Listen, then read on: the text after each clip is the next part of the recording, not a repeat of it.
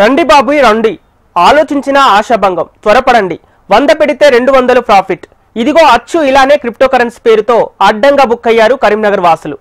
అందరూ కలిసి కోట్ల రూపాయలు పెట్టుబడిగా పెట్టి ఇప్పుడు లబోదిబోం అంటున్నారు. క్రిప్టో మాయాజాలం వెనుక పొలిటికల్ పవర్ ఉందా? పోలీసులు ఈ కేసులో ఎందుకు నత్తనడక నేర్పుతున్నారు?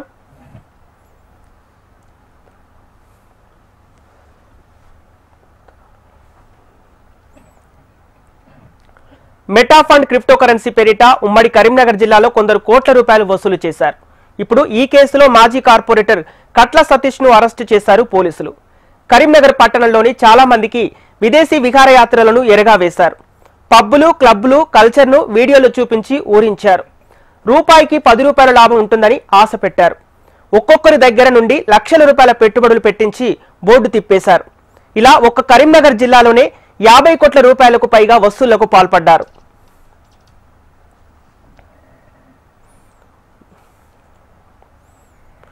ఇందులో పెట్టుబడి పెట్టిన వారితో చాలా మంది ప్రభుత్వ ఉపాధ్యాయులు, పోలీస్, రెవెన్యూ శాఖల్లోనూ ఉన్నతాధికార పోస్టుల్లో ఉన్నవారు, రియాల్టర్స్ ఉండటంతో బయటకు చెప్పలేక నష్టాన్ని భరించలేక లబోదిబోమంటున్నారు.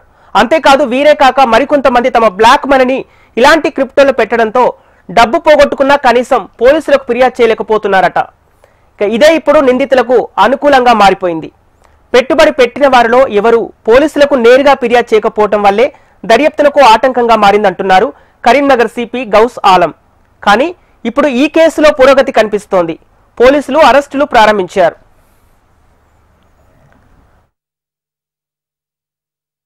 కరీంనగర్ లో క్రిప్టో కరెన్సీ మోసాలు ఇప్పుడు సంచలనం రేపుతూ ఉన్నాయి. ఈ కేసులో రాజకీయ నాయకులు అరెస్ట్ అవడంతో రచ్చరచ్చగా మారుతోంది. ఈ కేసులో ఎంతమంది బాధితులు ఉన్నారు, పొలిటికల్ ప్రెజర్ ఈ కేసుపై నడుస్తోందా అనేటువంటి విషయాలు తెలుసుకుందాం. నాతో పాటు కేసు దర్యాప్తు చేస్తున్నటువంటి కరీంనగర్ రూరల్ సిఐ నిరంజన్ రెడ్డి గారు ఉన్నారు. సార్ నమస్కారం. కేసు అసలు ఏంటి సార్, ఎంతమంది బాధితులు ఉన్నారు, మోసపోయిన దానిలో ఎన్ని కోట్ల స్కామ్ అయ్యి ఉంటుంది? ఇప్పుడు నిన్న మేము అరెస్ట్ చేసిన కట్ల సతీష్ వాళ్ళ బాధితులు దాదాపు 18 మంది ఉన్నారు. ఇంకా కూడా చాలామంది బాధితులు ఉన్నట్లు కొంచెం సమాచారం ఉంది. ఎవరైనా బాధితులు పోలీస్ స్టేషన్కి వచ్చి నేరుగా ఫిర్యాదు చేస్తే వారిని మోసం చేసిన వ్యక్తులపై కంపల్సరీగా చర్య తీసుకుంటాం. అంటే సార్ దీంట్లో చాలామంది ప్రభుత్వ ఉద్యోగులు, రాజకీయ నాయకులు, రియల్ ఎస్టేట్ దందా చేస్తున్నటువంటి వాళ్ళు తమ బ్లాక్ మనీని ఇందులో పెట్టుబడిగా పెట్టారనేటువంటి ఆరోపణలు కూడా వినబడుతూ ఉన్నాయి. అట్లాంటి సమాచారం ఏమైనా ఉందా? దర్యాప్తులు అట్లాంటి వాళ్ళు ఏమన్నా, అంటే మీ సమాచారం ఏమైనా వచ్చిందా? మా సమాచారంలో మాత్రం దాదాపు ఈ బిజినెస్ చేసే వాళ్ళు, రియల్ ఎస్టేట్ వాళ్ళు మాత్రమే ఈ డబ్బులు పెట్టినట్టు సమాచారం తెలిసింది. కానీ ప్రభుత్వ ఉద్యోగులు పెట్టినట్లు ఇంకా తెలియలేదు. ఇప్పుడు అతన్ని మిగతా విచారణ కోసము పూర్తి వివరాలు తెలిసిన కొరకు మేము అతన్ని ఇప్పుడు కస్టడీ, మా పోలీస్ కస్టడీకి ఒక 4 రోజుల వరకు తీసుకుందామని చెప్పేసి మేము మేజిస్ట్రేట్ గారి దగ్గర పర్మిషన్ కోసం లెటర్ పెట్టినాం. పర్మిషన్ దొరికిన వెంటనే అతన్ని కట్ల సతీష్ అనే వ్యక్తిని మా ఆధీనంలోకి తీసుకొని మేము విచారణ జరుపుతాం. అటు విచారణలో ఎవరు పాల్గొన్నది, ఎవరెవరు ఇంకా మోసపోయింది, బాధితులు ఎంతమంది ఉన్నారు, ఈ డబ్బు ఎక్కడికి పోయింది, ఈ డబ్బు ఏ విధంగా ఎవరు వాడుకున్నారు అనే విషయాలు పూర్తిగా బయటకు వచ్చే అవకాశం ఉంది. అవి రాగానే మీకు పూర్తి వివరాలు తెలియజేస్తాం. సార్ అట్లాగే ఇందులో పెట్టుబడి పెట్టిన వాళ్ళకి విదేశాల్లో క్లబ్బులు, విహారయాత్ర, పబ్కి సంబంధించినటువంటి కొన్ని కీలకమైనటువంటి, అంటే ఇదంతా కూడా ఒక కళ్ళ కట్టినట్టు చూపించి వాళ్ళందరినీ కూడా దానిలో ట్రాప్లోకి లాగినట్టు తెలుసు. అసలు ఎట్లా జరిగింది? ఈ మోసపోయినటువంటి బాధితులు ఏమైనా చెప్తున్నారా?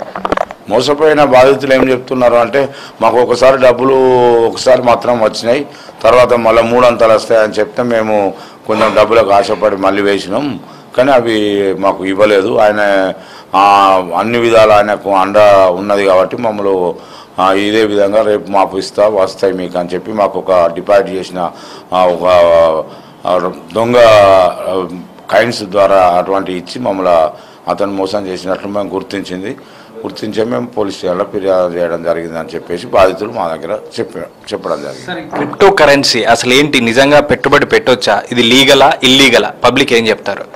ఇది ఆర్బీఐ, మన రిజర్వ్ బ్యాంక్ కూడా ఈ క్రిప్టో కరెన్సీ దాని మీద నిషేధం ప్రకటించింది.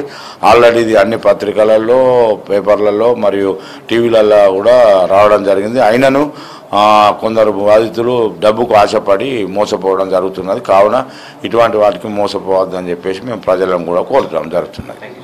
సో ఇది మొత్తంగా కరీంనగర్లో సంచలనం సృష్టిస్తున్న ఈ క్రిప్టో కరెన్సీ మోసంలో అరెస్టులు ప్రారంభమయ్యాయి.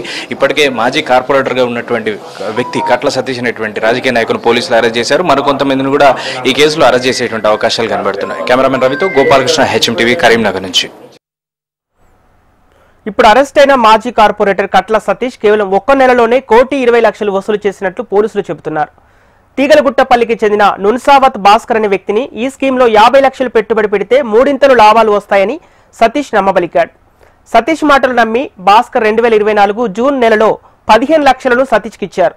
అంతేకాకుండా మరింత మందిని ఈ పథకంలో చేరిస్తే ఎక్కువ లాభాలు వస్తాయని సతీష్ చెప్పడంతో భాస్కర్ తన పరిచయస్తులైన మరో 17 మందిని కూడా ఈ స్కీమ్లో చేర్చారు. ఆ 17 మంది ద్వారా 2024 జూన్ నెలలో సతీష్ మొత్తం 1,20,00,000 వసూలు చేసినట్లు పోలీసులు చెబుతున్నారు. ఇక ఆ డబ్బుకి 3 నెలల్లో 3 లాభాలు ఇస్తానని వారికి హామీ ఇచ్చాడు. అయితే ఇప్పటి వరకు ₹1 కూడా తిరిగి ఇవ్వలేదని బాధితులు పోలీసులకు ఇచ్చిన ఫిర్యాదులో తెలిపారు.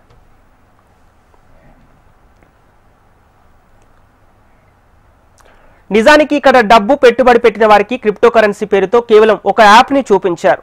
ఆ యాప్ లో పెట్టుబడి పెట్టిన డబ్బు కనిపిస్తుందని, అది డబుల్ అవుతుందని నమ్మబలికారు. Meta crypto currency fake app కేసులో హైదరాబాద్ కు చెందిన లోకేష్, కరీంనగర్ కు చెందిన కట్ల సతీష్ అనే రాజకీయ నాయకుడు, దాసరి రమేష్, దాసరి రాజు, ప్రకాష్ అనే వ్యక్తులు మాస్టర్ మైండ్స్ గా పనిచేసి ₹1,00,00,000 కొల్లగొట్టినట్లు ఆరోపణలు వస్తున్నాయి. అందులో ఒక నిందితుడైన మాజీ కార్పొరేటర్ కట్ల సతీష్ ని పోలీసులు ఇప్పుడు అరెస్ట్ చేశారు. బాధితుల్లో కొందరు దాసరి రాజు, దాసరి రమేష్ అనే ఇద్దరిపై పలుమార్లు ఫిర్యాదులు ఇచ్చారు. ఈ క్రమంలోనే కొందరు నిందితులు హైకోర్టులో ముందస్తు బెయిల్ పిటిషన్ కోసం యత్నిస్తుండగా ఇప్పుడు పోలీసులు దానిపై కౌంటర్ పిటిషన్ దాఖలు చేశారు.